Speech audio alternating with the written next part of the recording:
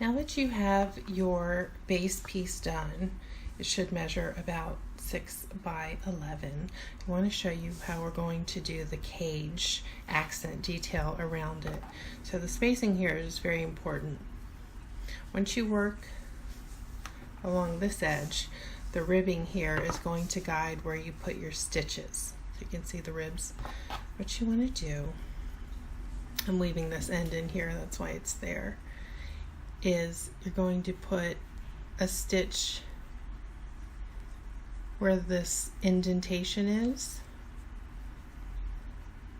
and then one in between. Oops, this is very tight, but I wanted it for placemat purposes. I want it to have some structure. Okay, so I've put one on the decorative raised row, and then I'm going to go in and work a stitch in between that raised area, and you'll do that all the way across. Another one in the decorative raised area, and then in the indentation.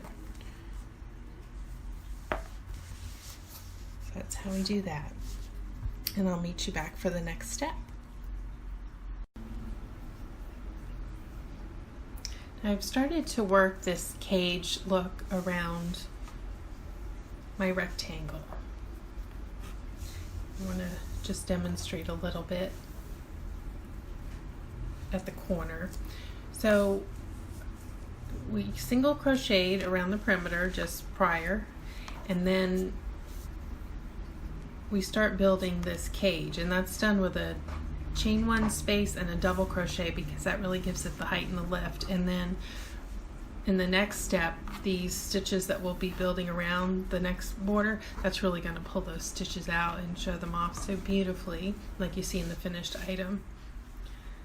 So I'm coming up to a corner here, and of course you did your 3 stitches in the corner like you always do with any kind of square item. I've chained one. I'm going to work into my skip into this next stitch, and then I'm at the corner. So since there's 3 here, I'm going to chain 3 to skip over that, and then pass by that whole corner and go into the top, the first stitch on the top of the row, or at the beginning of the row, depending on how you like to say that. And then that gives us the room there so that when we come around building the outer edge, it'll pull it out beautifully. And then just keep chaining 1, skipping 1, and double crocheting into the stitch after the skipped stitch. And I will see you back for the next color change. So I'm coming to the end of the cage row. I've crocheted my 1 stitch and I'm ready to go again after skipping a stitch, but I'm here at the end, this corner turn. So I'm going to work into that space, do my double crochet, and then slip the stitch.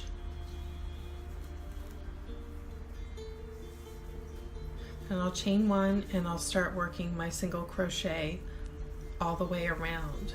And the reason we're going to stay with this color is when we bring in the next shade, I'm using this wheat color, and whatever color you're using, it will take away from the contrast here if that's dipping into these chain 1 spaces. So we're going to stay with the black or whatever color you're using for this part of the placemat. And I will see you back at the color change. So I finished the single crochet all the way around the cage. So you'll have 3 rows total of this contrasting color. So in my black, I had that first row around, single crochet, then I had the cage row, and then the single crochet to finish. Now with the next color, I just put in a slip knot and a single crochet starting in a corner, and I'm going to single crochet around the perimeter of this again. I'll just weave that end in as I go. We won't have too many color changes with this project, so there won't be a huge amount of ends to weave in.